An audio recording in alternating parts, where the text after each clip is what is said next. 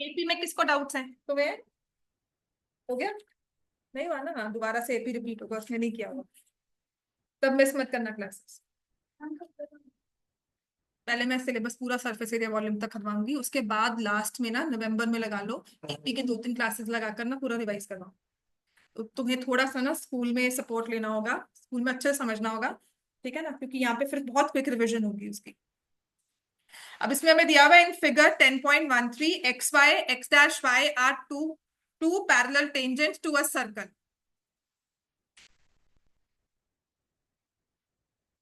ठीक है? तो X Y and X dash Y are two parallel tangents to a circle. ये X Y और एक्स डैश वाई डैश है with centre O. और एक तीसरी टेंजेंट ड्रॉ की गई है ए बी,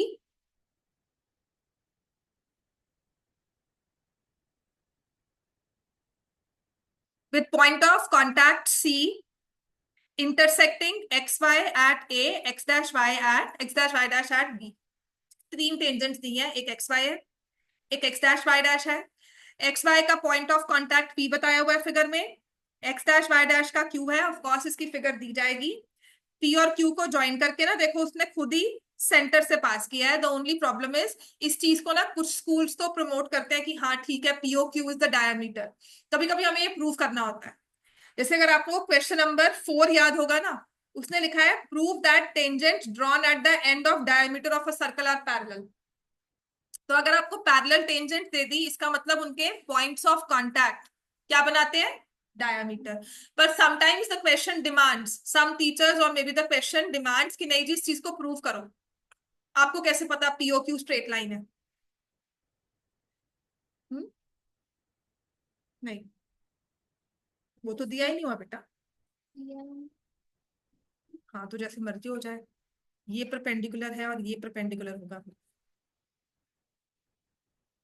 है ना? रेक्टेंगल थोड़ी बना। ठीक है, फिर उसने ओ और ए को ज्वाइन कर दिया और ओ और बी को ज्वाइन कर दिया। तो जो मैं प्रूफ बनाती हूँ ना, जो मैंने लिखा था उसमें मैंने पीओ क्यू को स्ट्रेट लाइन मानकर उसका प्रूफ लिखा ही नहीं। आई टुक अ वेरी जनरल प्रूफ जो हर एक क्वेश्चन में, आगे क्वेश्चन नंबर जो हमारा 13 है उसमें भी वो क्वेश्चन यूज होगा, वो प्रूफ यूज होगा। ठीक है? अब स्कूल में जैसे भी करवाया हो, जो मैं प्रूफ लेती हूँ ना, this was a little controversial क्योंकि किसी ने ना पीओ क्यू को स्ट्रेट लाइन मानकर ही ना प्रूफ कर दिया, तो मैम ने नंबर काट लिया एक ने कि पीओ क्यू को आपको प्रूफ करना है डायमीटर है। ठीक है? तो उस चीज से बचने के लिए मैंने यूज ही नहीं किया कि हम डायमीटर यूज करते हैं, अदरवाइज बहुत इजीली भी, उससे भी इजी प्रूफ हो जाता है। अब मैं बहुत जेनरिक सा प्रूफ लेती हूँ इसका। पहले गिवन टू प्रूफ लिख लो। जैसे गिवन लिखा हुआ है ना, हमारा है X Y is parallel to X dash Y dash, ये गिवन है। और टेंजेंट्स है ये, tangents X Y is parallel to X dash Y dash. Then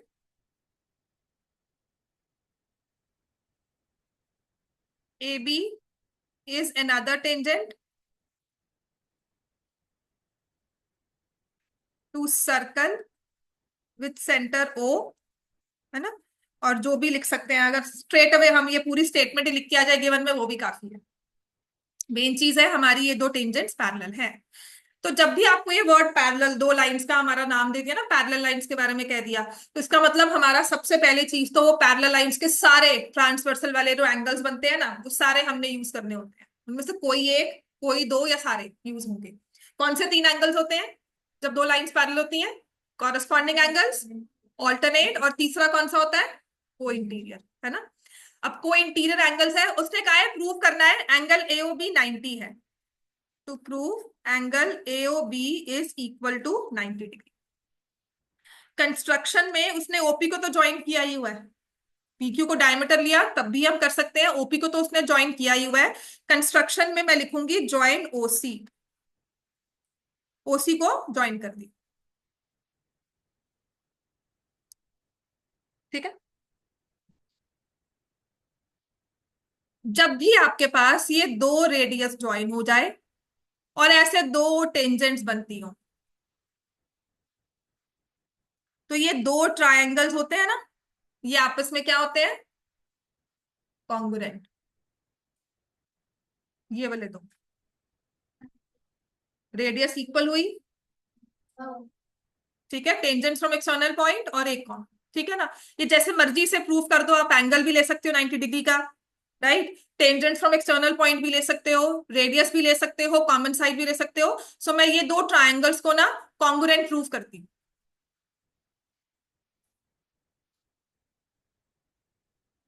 ओसी, नहीं किसने कहा, ये देखिए 90 है, हाँ, मतलब खुद रीजन करो ना बच्चे, ये 90 और ये 90 है ना। ये किस तरह से भी हमारे ऑपोजिट एंगल्स तो इक्वल हो गए, प्लस ये काइट बन गया, काइट में भी ऑपोजिट साइड्स पैरेलल नहीं होती। ठीक है, जब ये काइट एक स्क्वायर की फिगर ले लेगा, और वो भी तब होगा जब रेडियस और टेंजेंट इक्वल है, वो सारे एक्स्ट्रा क्वेश्चंस में आएंगे। ठीक है, वो सारे एक्स्ट्रा क्वेश्चंस में कवर किए हुए हैं वर्कशीट में। क्लियर हो गया, तो हमने उसी को ज्वाइन कर लिया। अब सबसे पहले इसका जेनेरिक प्रूफ हमेशा क्या होता है, मतलब आधे टाइम ना आपने जब भी प्रूव किया है ना, इवन थ्योरम हो, हमने ये दो ट्राइंगल्स लिए हैं, एक टेंजेंट रेडियस वाला है ना, दूसरी टेंजेंट दूसरी रेडियस वाला। तो मैंने पहले लिया in triangle AOP and triangle AOC, है ना, AOC। AP is equal to AC, tangents from external point are equal, from external point to circle are equal। ठीक हो गया। OP is equal to OC क्योंकि रेडियाई है, और फिर मुझे OA equal to OA common side लेना आसान लगा, तो ट्रायंगल AOP को मैंने कॉन्ग्रुएंट कर दिया ट्रायंगल AOC के साथ, और सिंपल मैंने तीनों साइड्स लेकर ट्रायंगल्स को कॉन्ग्रुएंट प्रूव कर दिया। इतना समझ में आ गया सबको? ठीक है।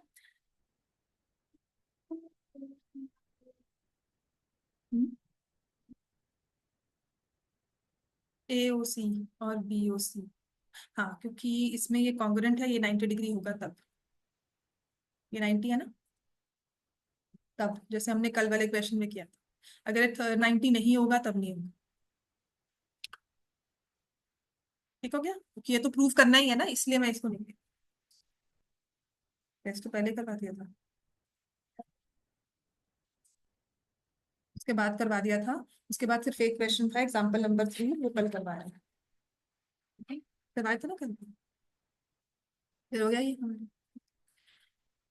अब जब भी ट्राइंगल कॉन्ग्रुएंट प्रूफ किया ना, वो तो है नहीं कि मुझे ट्राइंगल्स कॉन्ग्रुएंट प्रूफ करने थे, उसका मैं आगे कुछ ना कुछ तो आगे उसमें से निष्कर्ष निकालूंगी ना, कि मुझे कोई रिजल्ट चाहिए उसमें से। तो क्योंकि मुझे एंगल के बारे में बात करनी है ना, तो मैंने क्या किया, angle 1 equal to angle 2, therefore angle 1 equal to angle 2 CP/CT। ठीक है ना। अब जो मैंने प्रूफ लिखा है ना, जो मैंने बनाया, इसमें देखा था प्रूफ, उसमें POQ यूज ही नहीं होता, डायमीटर।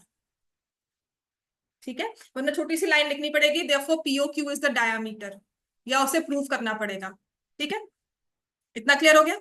अब जैसे ये दो ट्राइंगल बने ना, हमने इन्हें कॉन्ग्रुएंट किया, ऐसे ही ये दो भी तो सेम है ना, कौन से, BOC BOQ। ठीक है, तो मैं लिख सकती हूं similarly triangle BOC is congruent to triangle BOQ। 5 mark का क्वेश्चन है, तो फिर से इसको कॉन्ग्रुएंट सी पूरी लिख दो, अगर 3 मार्क्स में तो सिमिलरली करके चल जाएगा। और इससे भी मेरा क्या होगा, angle 3 equal to angle 4 CP/CT। 1 2 इकट्ठा, 3 4 इकट्ठा, कोई रूल बनता है? और 1 2 इकट्ठा ले लो, मतलब see it as one identity, this angle A, और यहां से ये एंगल B को इंटीरियर है, क्योंकि x डैश y डैश को पैरेलल है।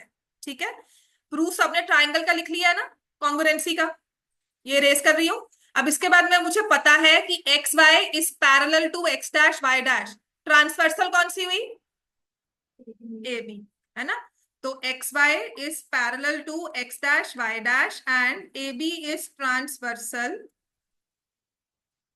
देयरफॉर हमने ये दो एंगल्स लिख लिए, angle PAB plus angle ABQ is equal to 180 degree, क्योंकि ये है को इंटीरियर एंगल्स। अब PAB की जगह मैंने एंगल 1 प्लस एंगल 2 लिख दिया, ABQ की जगह एंगल 3 प्लस एंगल 4 लिख लिया। और फ्रॉम 1 to, जो हमने ये 2 लिया और पहले हमने प्रूव किया था एंगल 1 इक्वल टू एंगल 2, तो उससे मैंने एंगल 1 को और एंगल 2 को रिप्लेस करना है आपस में, है ना। या तो एंगल 1 की जगह एंगल 2 लिखूंगी या 2 की जगह 1। क्या लिखना चाहिए, 1 को 2 लिखे या 2 को 1 लिखे? आई टेक, देखो ना, मुझे इस एंगल पे पहुंचना है, ये वाला दिया हुआ ना, तो इसके साथ 2 आ जाएगा ना। तो मैं एंगल 1 को क्या लिखूंगी, एंगल 2 प्लस एंगल 2। 3 चाहिए, एंगल 4 को क्या लिखूंगी? समझ में आ गया ना क्यों? ये चीजें क्यों जरूरी है, बिकॉज हम ना प्रूफ में लिख अच्छे से देंगे, आता हमें सब कुछ है, बट ये थोड़ी थोड़ी ना हमारी चीजें होती है जो ध्यान रखने वाली है, कि 1 को रिप्लेस करें 2 को क्यों करना है, क्योंकि एओबी के साथ लेके आना है। 2 चाहिए, 1 नहीं चाहिए।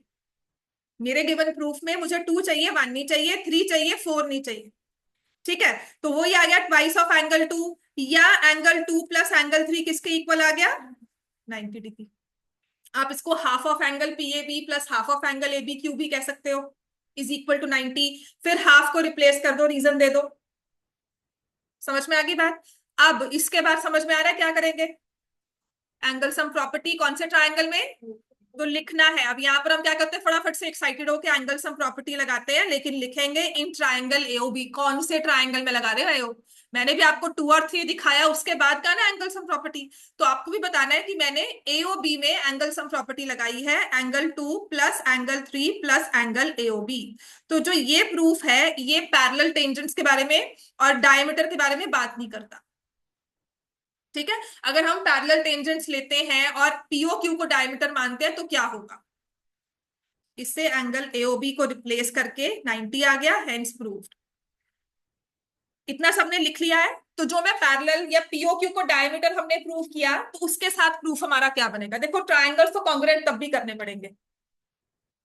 ठीक है, तो आपका ये एंगल जो है, मैं इसको एक्स और एक्स ले लू, ये इक्वल हो गया, हो जाएगा ना सीपीसीटी। जो ट्रायंगल्स प्रूव किए मैंने, ये दो एंगल्स लिए, आपको एक्स और एक्स ये लेना होगा। ऐसे ही आप इसको लोगे, वाई और वाई, है ना। और क्योंकि पीओ क्यू स्ट्रेट लाइन है, मैंने कल भी करवाया था ना, लीनियर पेयर होगा, पीओ क्यू स्ट्रेट लाइन है, तभी मैं 2x प्लस 2y को 180 ले पाऊंगी। बट उसके लिए मुझे क्या पता पीओ क्यू स्ट्रेट लाइन है? अब दो पैरेलल, दो टेंजेंट्स ड्रॉ की, कोई भी मैंने दो टेंजेंट सर्कल को ऐसे ड्रॉ कर दी, अगर वो पैरेलल है, तो मुझे क्या पता कि जो उनके रेडियस है ज्वाइन होकर एक स्ट्रेट लाइन बना रहे हैं? नॉट ऑलवेज बनती है ना, अगर वो इंटरसेक्टिंग टेंजेंट्स है। बट दे से पैरेलल टेंजेंट्स है, तो मुझे पता है उनके पॉइंट ऑफ कांटेक्ट एक स्ट्रेट लाइन में ही ज्वाइन होंगे और वो सेंटर से ही पास होगा, वो डायमीटर ही बनेगा। पर इस चीज का प्रूफ, क्योंकि हमारा थ्योरम नहीं है, तो हमें प्रूफ करना पड़ता है।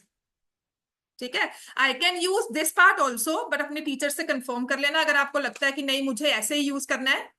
ठीक है, आपको फिर मेंशन करना पड़ेगा PO Q is the diameter of the circle, because X Y is parallel to X dash Y dash, मतलब इनहेरेंटली क्वेश्चन नंबर 4 को इसमें प्रूव करना होगा।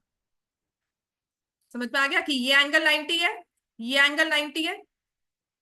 ठीक है, और ये पैरेलल है, therefore PO Q is a straight line. Clear हो गया इतना? तो ये हमारा क्वेश्चन नंबर 9 जो है वो सॉल्व हो गया। अब आएंगे क्वेश्चन नंबर 13 पर। ये इंपॉर्टेंट क्वेश्चन है, ये एज इट इज पेपर में आ जाता है। देखो, क्वेश्चन नंबर 10 और क्वेश्चन नंबर 13, ये ना स्टेटमेंट के साथ आते हैं, फिगर आती है, और अगर फिगर दे दी जाए क्वेश्चन मुश्किल ही नहीं है। ठीक है, तो क्वेश्चन नंबर 10 की बात करें या क्वेश्चन नंबर 13 की, इसको फिगर के बिना दिया जाता है, बात समझ ही नहीं आती इसकी।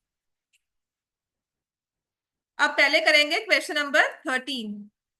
13 में लिखा है opposite sides of quadrilateral circumscribing a circle. एक सर्कल है, उसको क्वाड्रिलेटरल सर्कमस्क्राइब कर रहा है, तो सर्कल अंदर है, क्वाड्रिलेटरल बाहर है, क्योंकि क्वाड्रिलेटरल ने सर्कमस्क्राइब किया, तो मैं सर्कल ड्रॉ करूंगी इस फिगर को ड्रॉ करने के लिए।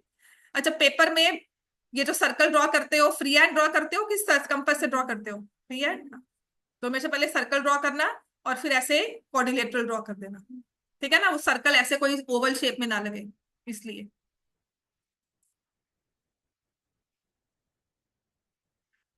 There is no rule as such which says that the figure has to be drawn using a pen और अ पेंसिल। जिसने कहा है कि कंपलसरी है पेंसिल से ड्रॉ किया जाए, किसी ने नहीं कहा हुआ कि फिगर को विथ स्केल ड्रॉ करना है। ठीक है, लेकिन इट शुड बी नीट। अगर सर्कल का है तो वो सर्कल लगे, अप्रोक्सीमेट, ऐसा नहीं वो ओवल लग रहा है, वो गलत है। समझ में आ गई? लाइन स्ट्रेट कही है, हम टेढ़ी मेढ़ी से लाइन बना रहे हैं, ऐसे कर्व में लेके जा रहे हैं, तो वो गलत होगा। ठीक हो गया? तो there is no rule as such कि यहाँ पर हमें पेंसिल से ही ड्रॉ करना है, पेंसिल से बस थोड़ी नीटनेस आती है। तो मैंने यहां से ये ABCD ले लिया, क्वाड्रिलेटरल सर्कल को सर्कमस्क्राइब कर रहा है, उसका सेंटर डिफाइन किया है। ठीक है, quadrilateral circle, opposite sides subtend supplementary angles. इस क्वाड्रिलेटरल की ऑपोजिट साइड हो गई CD और AB, एक पेयर ले लिया। सबटेंड, अब कोई भी एक लाइन जो है सबटेंड एंगल करती है, तो हम क्या करते हैं, उस लाइन के एंड पॉइंट्स को, जैसे कॉर्ड सबटेंड्स कहा जाता था, तो कॉर्ड के एंड पॉइंट्स को सेंटर से ज्वाइन करते थे। तो ऐसे ही हमने यहां पर इन एंड पॉइंट्स को सेंटर के साथ ज्वाइन कर दिया। ठीक है, तो in no way I am saying AOC is a straight line, मैंने नहीं कहा है, बनेगी भी नहीं, एग्जैक्टली स्ट्रेट नहीं बनेगी। ठीक है, तो हमें प्रूव करना है angle AOB plus angle COD is 180 degree. ऐसे ही angle AOD plus angle BOC is 180 degree. ये दो चीजें हमें प्रूव करनी है, कोई भी एक प्रूव कर दे, बाकी सिमिलरली। टेंजेंट्स दी है, एक जो क्वाड्रिलेटरल है उसकी साइड सर्कल को क्या बन गई, टेंजेंट्स। क्वाड्रिलेटरल सर्कल से बाहर है, ठीक है ना, और जो पॉइंट वर्टिसेस है क्वाड्रिलेटरल के वो भी बाहर है। सो यहां से टेंजेंट्स फ्रॉम एक्सटर्नल पॉइंट हो गया, तो जो पॉइंट ऑफ कांटेक्ट है ना, मैंने उन्हें नेम दे दिया, AB का PQRS, और ऐसे सर्कल में मैंने पॉइंट्स ऑफ कांटेक्ट को नेम दे दिया। गिवन है quadrilateral ABCD circumscribes the circle with center O.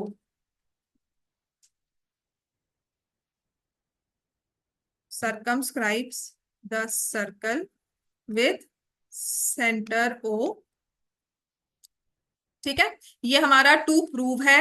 अब इसमें ना नोट लिख लो, वैसे तो ये आपको ध्यान रखना है, ये हमारे प्रूफ फाइनल आंसर में नहीं जाएगा कि AOC is not a straight line. AOC को स्ट्रेट लाइन मानकर नहीं चलना, कोई भी लीनियर पेयर नहीं बनेगा इसमें। ठीक है, आपके दो ऑपोजिट एंगल्स ये इक्वल नहीं है, ये कहते हैं सप्लीमेंट्री है। सप्लीमेंट्री का मतलब सम क्या है, 180। ये वाला और ये वाला, दो जो वर्टिकली ऑपोजिट लगते हैं ना, वैसे वाले। वर्टिकली ऑपोजिट है नहीं क्योंकि ये स्ट्रेट लाइंस नहीं है, मैंने फिगर को ऑलमोस्ट एक स्क्वायर में लिखा है ना, तो इसीलिए ये स्ट्रेट लाइन लग रही है। ठीक है, थोड़े टेढ़े मेढ़े लाइंस कर देंगे तो ये स्ट्रेट लाइन नहीं बनकर आएगी। क्लियर हो गया? कंस्ट्रक्शन में हमेशा सेंटर को पॉइंट ऑफ कांटेक्ट के साथ ज्वाइन करना है, join OP OQ OR OS, क्योंकि एक तो 90 डिग्री का एंगल बन जाता है इसमें, radius and tangent of perpendicular. तो यहां से मैंने ये चारों को ज्वाइन कर दिया। अब कोई भी अपनी मर्जी से दो ट्राइंगल्स उठाओ, और वो कौन से वाले होंगे, एडजेसेंट तो होंगे ऑफ कोर्स, लेकिन कौन से वाले, जिसमें देखो एक बार क्या हुआ था, मैंने प्रूफ लिखवाया क्लास में, एंड बाय डिफॉल्ट मैं पता नहीं क्या कुछ सोच रही होंगी, मैंने ये दो ट्राइंगल्स ले लिए। तो अगर मैं यहाँ बैठकर गलती करती हूँ पेपर में, तो आप लोग भी सोच सकते हो, है ना। मैंने आधा प्रूफ लिखवाया एंड देन आई रियलाइज कि अरे ये तो है ही नहीं, ये ठीक नहीं है ना। अच्छा, मैंने रियलाइज कर लिया, आप वहां पे सोचते रहोगे क्या गलती है, तो हमें ये दो एंगल्स नहीं लेने हैं, ये दो ट्राइंगल्स कौन से लेने हैं, जिसमें टेंजेंट्स बनकर आए।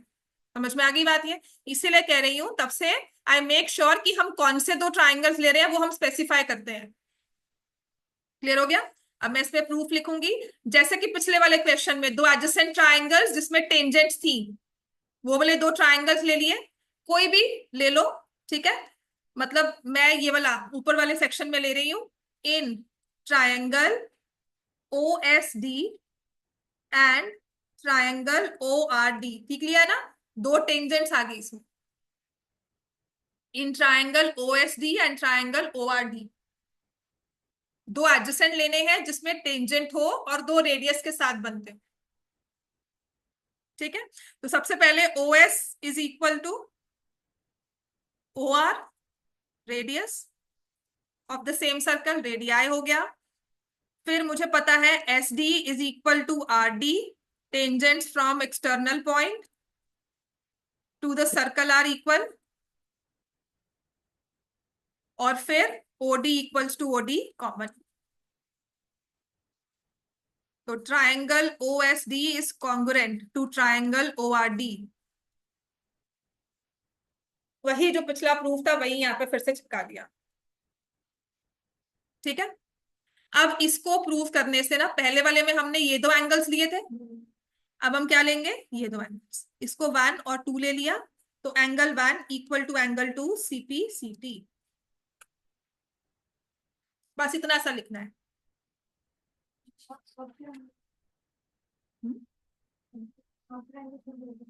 हाँ, तो इसमें बस 3, हाँ, फिर कंप्लीट एंगल बन जाएगा। इसको 3 फिर मैं यहाँ ले लेती हूँ, बेटर रहेगा। हाँ, angle 3, 4, 5, 6, 7, 8। Similarly angle 3 equals to angle 4, angle 5 equal to angle 6, angle 6 equal to angle, sorry, 3 to 4, 5 और 6, 7 और 8, angle 7 is equal to 7, angle 8। हाँ जी बोलो।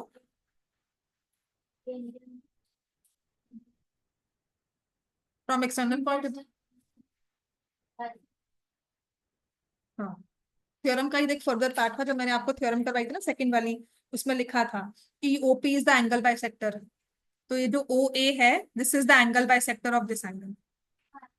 हाँ, इसको भी एंगल बाइसेक्टर है। Equal tangents are equally inclined, है ना। क्लियर हो गया। अच्छा, ये ना एमसीक्यू में भी आ जाता है आपको। एमसीक्यू में कैसे होगा, अब जब प्रूफ करेंगे ना उसका ही फर्दर क्वेश्चन हो जाएगा। इतना हो गया, है ना। अब हमने ये सारे एंगल्स लिए, 1 2 3 4 5 6 7 8। ये अगर इकट्ठा देखो घूमकर क्या बन जाता है, कंप्लीट एंगल 360 डिग्री। तो अब हम लिखेंगे देयरफॉर, अब इसके बाद also angle 1 plus angle 2 plus angle 3 plus angle 4।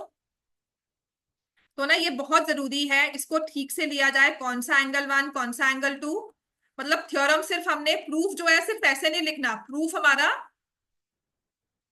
इस तरह से हो कि वो फिगर को हमारे, जैसे मैंने कहा था कि ये दो ट्राइंगल्स ले लिए मैंने, 1 और 2 को ना कॉन्ग्रुएंट कर दिया, मान लो किसी भी तरह से मैंने कर दिया, तो मुझे ये दो को नहीं प्रूव करना है मेरा, चाहे मैंने बाद में जाकर उसको 180 प्रूव कर दिया, पर हमारा बेसिक स्टार्टिंग पॉइंट तो गलत ही है ना। समझ में आ गई बात, जबरदस्ती प्रूव नहीं करना कि नहीं नहीं मैंने तो मैच कर दिया। समझ में आ गया, बात को समझना है। हमने ये दो एडजेसेंट ट्राइंगल्स लेने हैं, इनमें एंगल 1 एंगल 2 बनाकर फिर पूरा सर्कल घुमा देना। ठीक है, अब एंगल 1 की जगह देखो, मुझे अब क्या चाहिए, मुझे कोई दो ऑपोजिट वाले एंगल्स, तो मैं पहले ना एंगल एओबी और एंगल सीओडी ले रही।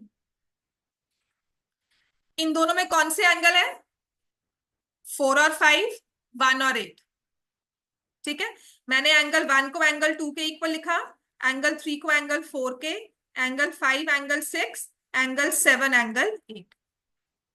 अब जो मुझे प्रूव करना है ना, जो मैं ले रही हूं, एंगल एओबी एंगल सीओडी, इनका सम लेना है। एंगल एओबी किनके साथ बन रहे हैं, 4 और 5, एओबी 4 और 5। तो मुझे अपने प्रूफ में 4 और 5 तो चाहिए, 3 को जगह क्या लिख देंगे, एंगल 4, और 5 चाहिए, 6 की जगह हम क्या लिख देंगे, angle 5, plus angle 4 plus angle 5। समझ में आ गया। फिर मुझे सीओडी के लिए एंगल 1 और एंगल 8 चाहिए, तो एंगल 1 चाहिए ना, तो एंगल 2 की जगह मैं क्या लिख दूंगी, एंगल 1, एंगल 7 की जगह एंगल 8, 360 आ गया। तो 2 times angle 1 plus angle 8, 2 times angle 4 plus angle 5, किसके इक्वल हो गया, 360 डिग्री।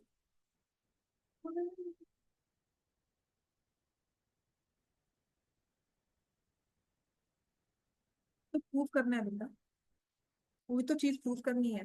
तो मैं किसको रिप्लेस करूंगी, मुझे ये एंगल 4, एंगल 5, एंगल 1, एंगल 8, ये 4 चाहिए होंगे, क्योंकि मैंने ये वाले दो लिए हैं। आप एओडी और बीओसी को भी ले सकते थे, उसके लिए आपको 2376 चाहिए। ठीक है, तो मैंने अगर इन दोनों को लिया है तो मुझे 1 4 5 8 अपने में चाहिए। तो जो ये बाकी चारों एंगल्स है ना, क्योंकि इक्वालिटी दी हुई है, तो ये इन्हीं के साथ रिप्लेस हो जाएंगे।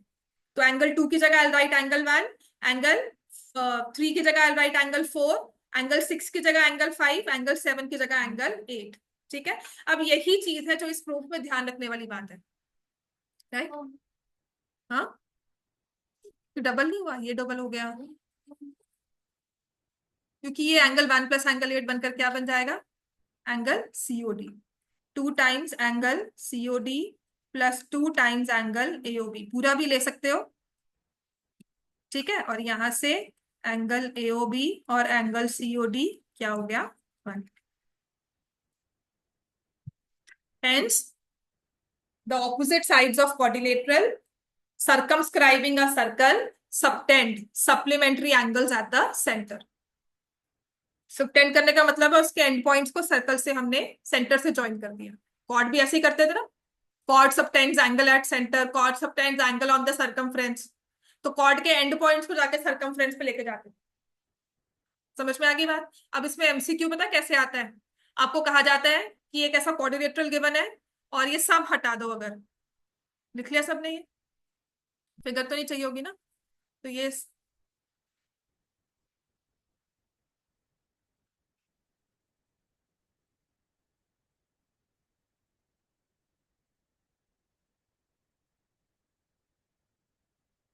ठीक है। तो ऐसे हमें ये सर्कल और ये क्वाड्रिलेटरल दिया होगा, ये सेंटर एंगल एओबी दिया हुआ है एज लेट मी से 80 डिग्रीज। तो कहते हैं find the measure of angle COD, इसका मेजर निकालो, क्या होगा।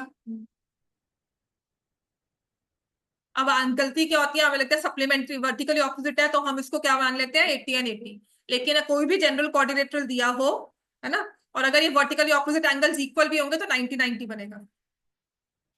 समझ में आ गई बात, अगर उसको आपने स्ट्रेट लाइन या उसको स्क्वायर लेके चलना है, राइट। तो अब हमने कहा है 80 है, तो ये दोनों एंगल्स आपस में क्या होते हैं, सप्लीमेंट्री, तो ये कितना हो जाएगा 100। ये एमसीक्यू में क्वेश्चन आता है, sometimes they do ask, sample papers में बहुत बार ऐसा क्वेश्चन मिल जाएगा, तो वहां पे आपको टाइम वेस्ट नहीं करना, आपको रूल याद होगा सर्कल्स का, आपने डायरेक्टली इसको आंसर कर दिया।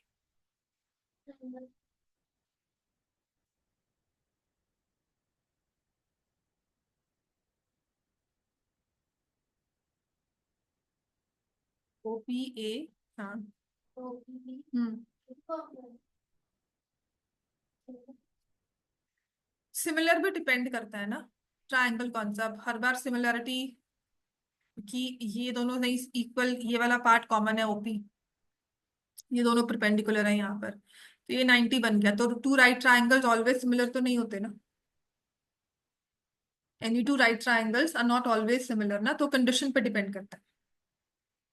तभी हम ना गलती क्या करते हैं, हम ये दो ट्राइंगल्स ले लेते हैं पर यहाँ से नहीं लेना, because they are neither similar. अगर ये एंगल 90 दिया हो ना, फिर हम कह सकते हैं कि हाँ ये दो सिमिलरिटी में है।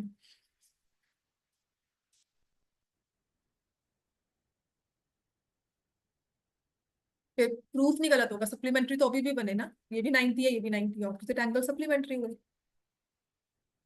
है ना। मतलब आप वो स्पेसिफिक केस ले रहे हो, आप वो केस ले रहे हो कि या तो रोम्बस बनाया सर्कमस्क्राइब कर रहा है या एक स्क्वायर सर्कमस्क्राइब कर रहा है, जिसमें ऑपोजिट एंगल्स इक्वल भी हो गए सप्लीमेंट्री भी हो गए। समझ में आ गई? सही है, सर्कमस्क्राइब हो सकता है, इन सर्कल नहीं हो सकता, सर्कल के अंदर नहीं बन सकता, सर्कल के बाहर तो रोम्बस बना ही सकते हो, है ना। पैरेललोग्राम भी बना सकते हैं सर्कल के बाहर, अंदर नहीं बनेगा। रेक्टेंगल अंदर बन सकता है, बाहर भी, बाहर बन सकता है सर्कल के बाहर, नहीं बनता। सर्कल के बाहर एक रेक्टेंगल ड्रॉ नहीं होता, पता है ना, it will not touch all the sides. कब होता है, जब वो स्क्वायर होता है, ठीक है। चलो, अब हमारा इस चैप्टर में ना क्वेश्चन नंबर 12 रह गया, जो इंपॉर्टेंट भी है, लंबा भी है ना, और लंबा भी है और इजी तो है ही है, पर थोड़ी बहुत इसकी कैलकुलेशंस हैं, ठीक है। न्यूमेरिक क्वेश्चन है एक तरह से। इसने ना आपको साइड्स ए बी और एसी की लेंथ निकालने को कहा है, एक सर्कल के अंदर, एक ट्राइंगल के अंदर सर्कल को ड्रॉ किया जाए।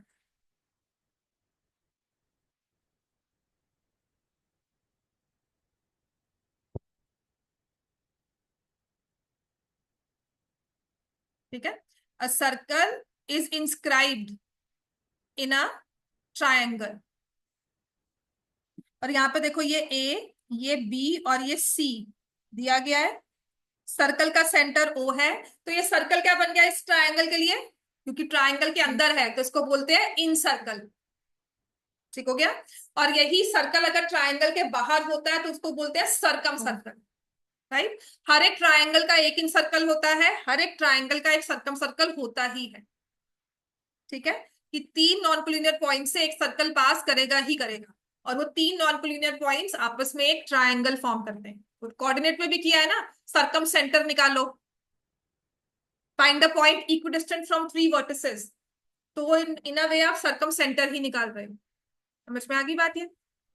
तो जब भी सर्कल ट्रायंगल के अंदर है, sides of the circle are tangents to that particular circle.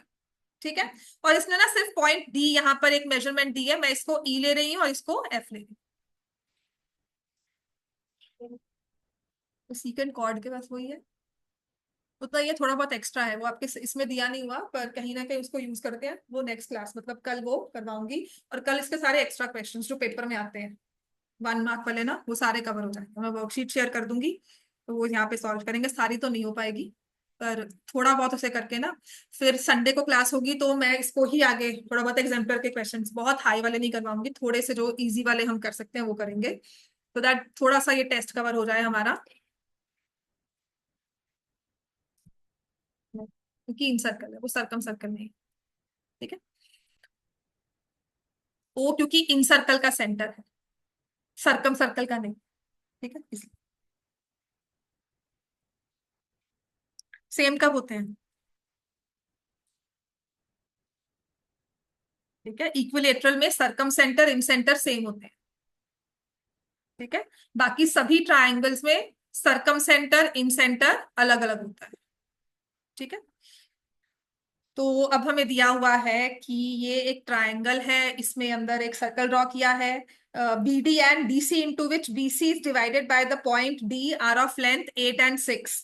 तो ये लेंथ 8 दी हुई है बी डी, सी डी दी हुई है 6 centimetre. Find the sides A B and A C. ठीक है, तो मुझे फाइंड करना है side A B and A C, इसकी लेंथ फाइंड करनी। ठीक है, तो पहले तो यूज होगा tangents from external point to circle are equal.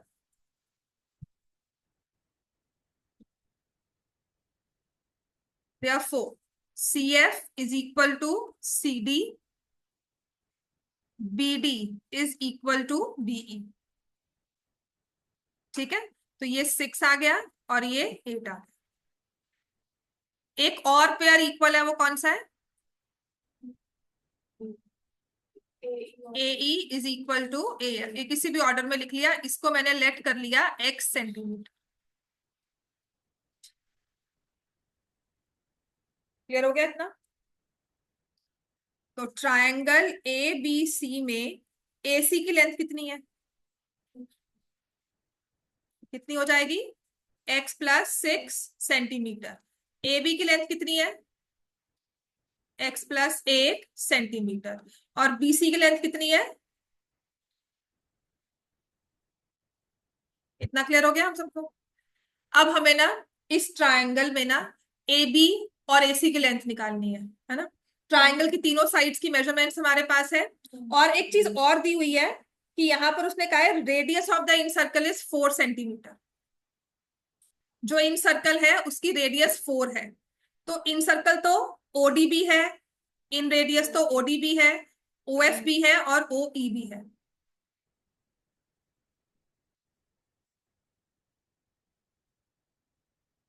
ठीक है, क्योंकि मुझे एक्स की वैल्यू निकालनी है तो इन अ वे मुझे कोई ना कोई इक्वेशन फॉर्म करनी पड़ेगी, है ना। और मुझे दिख रहा है ओडी परपेंडिकुलर है बीसी को। राइट, तो इसमें हम कंस्ट्रक्शन लिखते हैं, जॉइन ओ ए ओ बी ओ सी, ओ ए ओ बी ओ सी तीनों को हमने ज्वाइन कर दिया। तो ये ट्राइंगल ना तीन हिस्सों में डिवाइड हो गया broadly, triangle AOC, triangle BOC, triangle AOB. ये ट्राइंगल ब्रॉडली तीन पार्ट्स में डिवाइड हो गया। Right, triangle AOC, triangle BOC and triangle AOB। ठीक है, अगर मैं ट्राइंगल AOC की बात करती हूं, OF इसके लिए क्या है? ऑल्टीट्यूड। ठीक है, तो I will find area of triangle AOC because radius is perpendicular to the tangent at point of contact. तो ट्राइंगल AOC का एरिया क्या हो गया? Half into x plus 6 into 4। ऐसे ही ट्राइंगल BOC का एरिया निकालो, हाफ इंटू 14 इंटू 4। ऐसे ही ट्राइंगल AOB का एरिया निकालो, हाफ इंटू x+8 इंटू 4।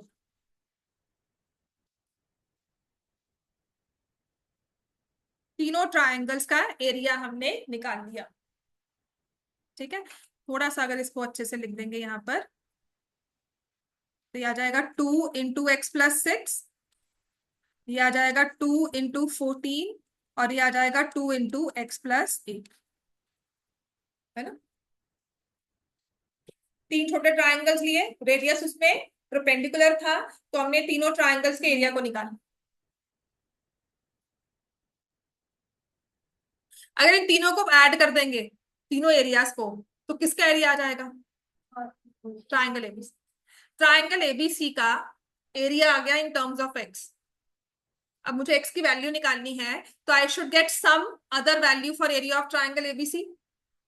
तो क्या ट्राइंगल एबीसी का एरिया हम किसी और वे से निकाल सकते हैं?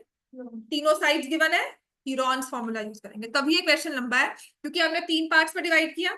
अब एक्स वाली फिगर है हमारे पास, मतलब एक्स वाली वैल्यूज है ना, और उससे हम हीरोन्स फॉर्मूला लगा रहे हैं। 3 साइड्स गिवन है ना, semi perimeter S-A, S-B, S-C। याद आ गया ना? हाँ, ठीक हो गया ना। तो जब भी तीनों साइड्स गिवन है और एरिया ऑफ ट्राइंगल की बात की जा रही है, तो I will use Heron's formula. मैं इस चीज को इरेज नहीं कर रही हूँ, मैं सिर्फ थोड़ा सा अपनी स्क्रीन को शिफ्ट कर रही हूँ, so that I can find area of triangle ABC using Heron's formula. Area of triangle ABC using Heron's formula. क्या बात हो गई? सेमी पेरीमीटर x+8, x+6 और 14 डिवाइड बाय 2 कर दिया, तो ये 2x+28 डिवाइड बाय 2 आ जाएगा, जो हो जाता है x+14। एरिया का फॉर्मूला होता है स्क्वायर रूट।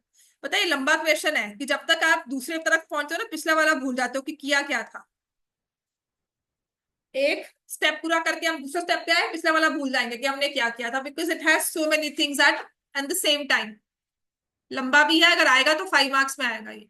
और इसका इजी वे आउट पता क्या होता है? आपको रेडियस दे दी, एक्स में साइड्स दे दी, आपको एरिया ऑफ ट्राइंगल के लिए एक न्यूमेरिक वैल्यू दे दी, तो आप हीरोन्स फॉर्मूला नहीं करोगे ना, आपको एक हिंट मिल गया कि एरिया ऑफ ट्राइंगल यूज करना है। तो आपने 3 ट्राइंगल्स लिए, इसका इजी वर्जन भी है मेरे पास। उसमें क्या होता है कि या तो राइट ट्राइंगल दे दिया, half into base into height कर लिया हमने, ठीक है, या फिर हमें कहा जाता है कि एरिया ऑफ ट्राइंगल इज 54। एक क्वेश्चन है जिसमें एरिया ऑफ ट्राइंगल दिया हुआ 54 स्क्वायर सेंटीमीटर, तो जो आपने 3 ट्राइंगल्स का एरिया निकाला उनको ऐड किया इक्वल टू 54, वो उसका इजी वर्जन है।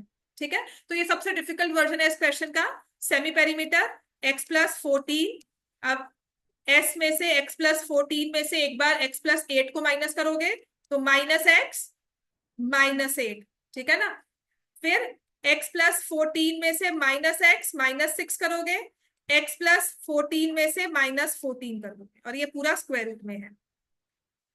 अब कितनी चीजें ध्यान रखने वाली हैं कि जब आप x+8 को माइनस कर रहे हो, दोनों साइन चेंज होते हैं, है ना। अब गलती ये भी हो जाती है, हम -x+6 लिख देते हैं। बात समझ में आ गई? सो ये क्वेश्चन मुश्किल क्यों है? क्योंकि हर जगह ध्यान देना है। सेमी पेरीमीटर निकाला, उसके बाद we need to find clearly put the values of A B C, subtract कर रहे हैं, x+6 बाइनोमियल टर्म सब्ट्रैक्ट कर रहे हैं। क्लियर हो गया इतना? अब इसके बाद यहां पर आ जाओ, तो ये आ जाएगा स्क्वायर रूट ऑफ x+14, यहां से ×6 × 8 × x। तो एरिया दो तरीके से निकाला था, एक तीनों ट्राइंगल्स को ऐड करके और एक पूरे ट्राइंगल का, इन तीनों को इक्वेट कर देंगे। ठीक है, तो ये जो पीछे हमने वैल्यूज लिखी हुई थी ना, 2 × x + 6, 2 × 14, 2 × x + 8, ये यहां पर लिखेंगे, is equal to 2 × x + 6, 2 × 14, 2 × x + 8। ये है area of triangle AOC, area of triangle BOC, area of triangle AO, तीनों को ऐड कर दिया तो पूरा ट्राइंगल ABC का एरिया आ गया। और other way round, triangle ABC अगर सेम है दोनों केसेस में, तो जैसे मर्जी एरिया निकालो, चाहे half into base into height, चाहे हिरॉन्स फॉर्मूला, या 3 पार्ट्स में ब्रेक करके तीनों को ऐड कर दिया, एरिया सेम चाहिए। अब ये इस इक्वेशन के लिए हम इतनी मेहनत करके आ रहे हैं, समझ में आ गया? सिर्फ इस इक्वेशन के लिए we were trying to do all those जो हमने अभी तक सारे ये सब किए थे, Heron's formula, half into base into height, वो सब। पहले इसको सॉल्व कर लो। ठीक है, ये x × x + 14 × 48, ये तो स्क्वायर रूट में रखो, यहाँ पे इसको सॉल्व कर लो, तो ये आ जाएगा 2x + 12, 2 × 14 28, 2x + 16। ठीक है, यहाँ पे आप लिख दोगे 4x, अब जिसको सॉल्व करोगे तो ये 56 आएगा। अब यहाँ पे ना दो बेस है, या तो आप स्क्वेयरिंग कर दो, but I can see 4 and 56, यहाँ पर ना मुझे 48 दिख रहा है, 48 कॉम्पोजिट नंबर है, प्राइम नंबर भी दिख रहा है, तो कुछ स्क्वायर रूट से बाहर आ सकता है। इतना हम चैप्टर 9 में रियल नंबर्स वो रैशनल्स करके आए हैं, तो 48 को जब हम फैक्टराइज करेंगे तो कैन आई से इट इज 16 × 3। 9th के बच्चे अब 10th के बच्चे हो गए, थोड़ी तो हम कैलकुलेशन सीख रखे। तो 16 से 4 बाहर आ जाएगा, 3x, x + 14, ये स्क्वायर रूट के अंदर आ गया, और ये इक्वल है 4, यहां से कॉमन लिया, x + 14 आ गया। बस थोड़ी कैलकुलेशंस आपकी आसान, स्क्वेयरिंग बोथ साइड्स तो अभी भी करना है, पर मैंने कॉमन निकालकर नंबर्स को एलिमिनेट करके उसके बाद भी, तो यहां से 48 और यहां से 4, ठीक होगी बात? ये बात समझ में आया? तो मेरे पास आ गया 3x × x + 14 is equal to x + 14, बस ये स्क्वायर रूट में है। अब करेंगे स्क्वेयरिंग बोथ साइड्स, और उसके बाद बहुत जरूरी चीज जो ध्यान रखनी है, 3x, x + 14, x + 14 का होल स्क्वायर। यहां पर ये x + 14 और x + 14 का स्क्वायर में से एक फैक्टर कैंसिल नहीं करना, वो टेक्निकली गलत होता है, चाहे आप कर दो आपका आंसर वही आएगा। आप वाले जो दूसरा वाला उसको रिजेक्ट ही करोगे वैल्यू को, in a way you are saying x can not be equal to -14, that's why you are cancelling it. Division by 0 is not possible. जब आप x वाले फैक्टर को कैंसिल करते हो तो ये मानकर चलते हो कि x की वैल्यू -14 नहीं है, ठीक है? पर ये टेक्निकली ना गलत है, इसको नहीं करते, इसको क्वाड्रेटिक बनाकर ही सॉल्व करना है। ठीक है, दोनों इक्वेशन से पूरी इक्वेशन से क्वाड्रेटिक बनेगी, ये बनेगा 3x² + 42x। यहाँ पर क्या लग जाएगा? हाँ बताओ क्या लगेगी, कितना होता है, कितना होता है? और फिर क्या आएगा प्लस 2ab 28x। अब ये x² तो कैंसिल नहीं होता, पर मैं सबको लेके जाऊंगी 2x², 28 में से 42 में से 28 माइनस किया तो कितना आएगा 14x, और ये 196 यहाँ। ठीक है, अब ये क्वाड्रेटिक इक्वेशन है ना? तो ये x² + 7x माइनस, सॉल्व करोगे 98 = 0। अब ये कहेगा इसको फैक्टराइज करो, तो 98 के दो फैक्टर्स जिसका सम 7 हो, x² + 14x - 7x - 98 = 0। जो आपने यहाँ पर x + 14 को एलिमिनेट करके अचीव करना था ना, वो आपने क्वाड्रेटिक करके ही बनाना है। तो कभी भी प्लीज, कभी भी जब वो सब्जेक्टिव पेपर है ना, कभी भी x को कैंसिल नहीं करते, वो क्वाड्रेटिक बनाकर x को 0 कर लो, पर कभी भी जैसे दिया होता है ना x² = 6x, सब्जेक्टिव में प्लीज इस x को कैंसिल मत करना। थ्योरेटिकली प्रैक्टिकली जब आप एमसीक्यू करो कर लो, किसी को दिखने वाला आपके दिमाग में क्या चल रहा था, ठीक है? बट यहां पर आपने इसको x² - 6x ही लिखना है, फिर x कॉमन लेके x - 6। आएगा चाहे x इक्वल टू 6 ही, पर ये थ्योरेटिकली हमारा एक टेक्निकली क्वेश्चन गलत होता है कि how can you eliminate x। अब वो अननोन वेरिएबल है, how you know that it's not equal to 0, give a valid proof for it. and sometimes x equal to 0 is a valid which is possible, is a value। तो इसका मतलब आप 0 से divide कर रहे हो, वैसे division by 0 is not possible. तो आप अपनी पूरी मैथ्स के बेसिस को ही, मतलब उसके नींव को ही ला रहे हो कि नहीं मैं तो 0 से डिवाइड कर दिया। ठीक है, तो वो चीज नहीं करनी।